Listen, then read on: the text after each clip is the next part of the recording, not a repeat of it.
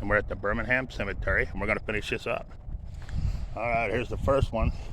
It's Harold. It's George, 1826 to 1900. Maria, 1833 to 1902. It's Wilkes. It's Ralph O. Wilkes, 1916 to 1973. It's Wilkes again. We have Herman, 1881 to 1958, and we have Bertha M., 1887 to 1980. We have Harold again. We have Florence, 1858 to 1889, and we have Charles, 1851 to 1941. Then we have Heather, or Heather Fox.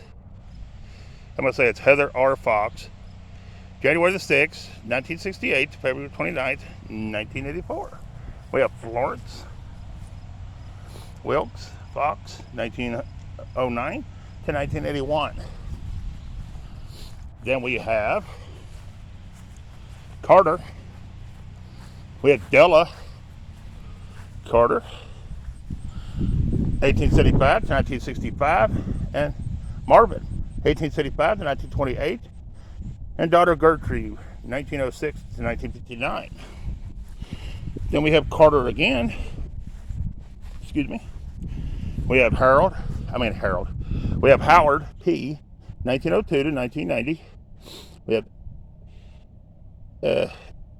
Etta, 1898 to 1966, and Joe Maurice, or J. Maurice, 1908 to 1991.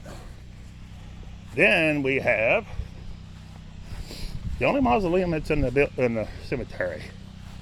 This little tiny one right here. Right there, guys. And it says Hayes on it, right there. There's no windows. Well, there's a window and a door, but you know, it's a crypt, mausoleum, whatever you want to call it. And there it is, guys. They just pull out a drawer, put you in, and shove you back. But they do not have the names listed where you can see who they are. But there it is. All right. We done got those. We got Mr. Well Pump. Looks like he died a few years back. He no longer works. All right. Then we have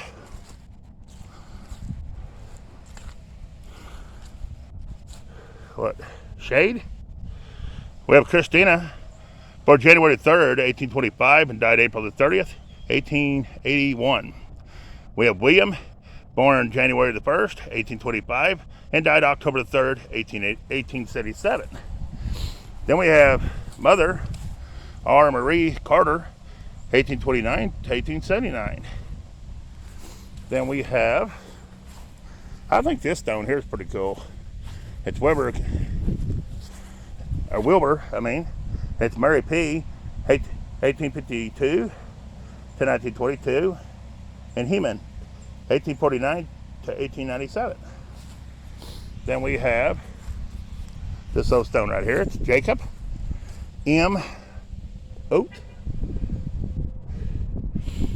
And it's something PA, April the 15th, 1807 to September the 15th, 1877. So he died in 1877. See if he's the only one that's on there. He is the only one that looks like it's on there. Yep, he's it. All right. Then we have this one. And I really can't tell who it's for, but that one died. I want to say, says born April 11th, 1807. So this is just going to have born on it instead of died.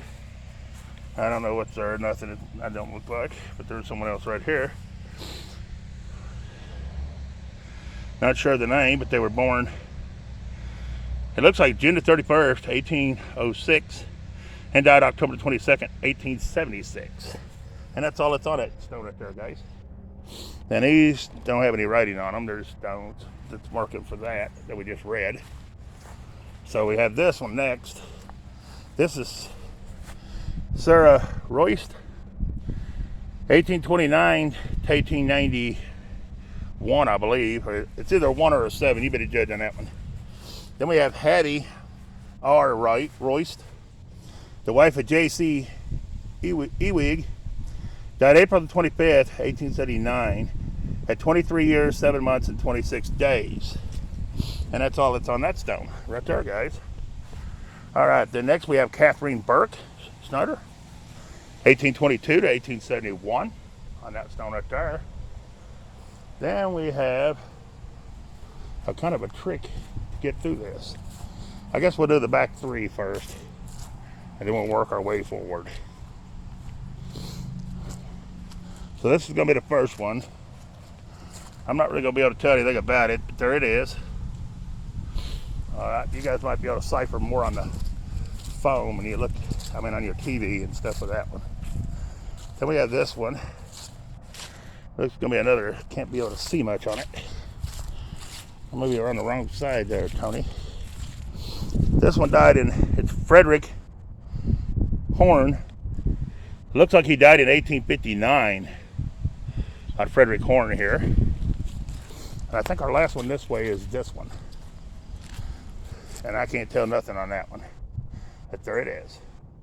All right. Then that gets us to here.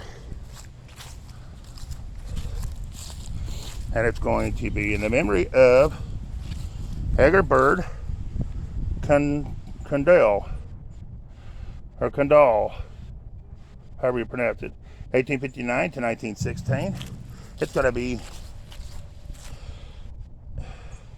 Annette Condell, 1834 to 1895. It's going to be Edwin Theodore Condell, 1829 to 1919. And it's going to be Sarah A.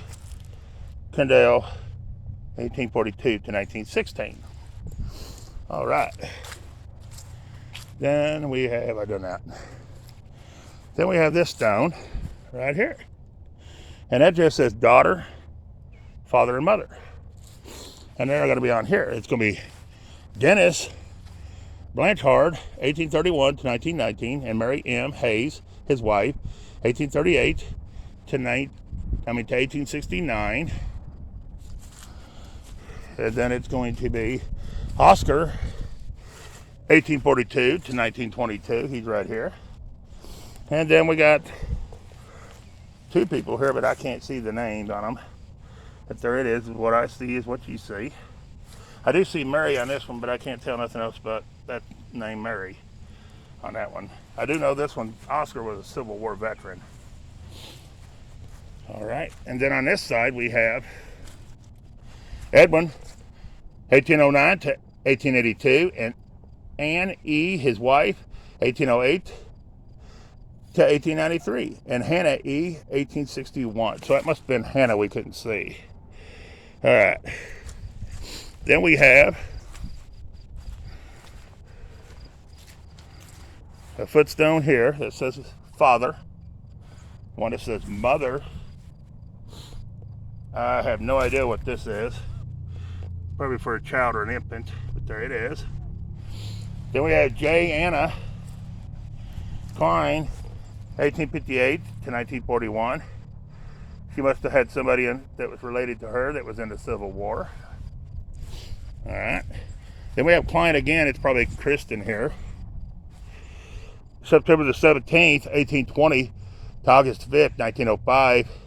And Anna Kate, his wife, February the 13th, 1832 to January the 6th, 1899. They're at rest. Then we have Geo Workward Klein, 1869 to 1910.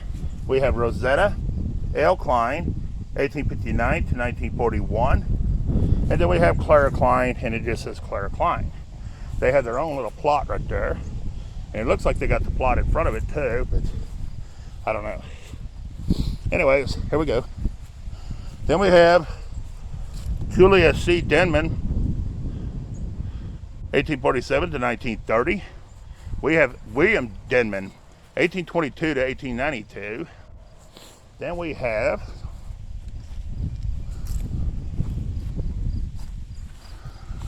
Ella. She's the daughter of W. and C. Denman. Died August 1st, 1868. On this one right here. Then we have Cornelia. She's the wife of W.N. Denman. Died August 11th, 1868, at the age of 37 years. All right. All right, guys. That concludes the garden as far as filming. As far as each grave, we have done the whole cemetery, every grave in it. We've not missed a one.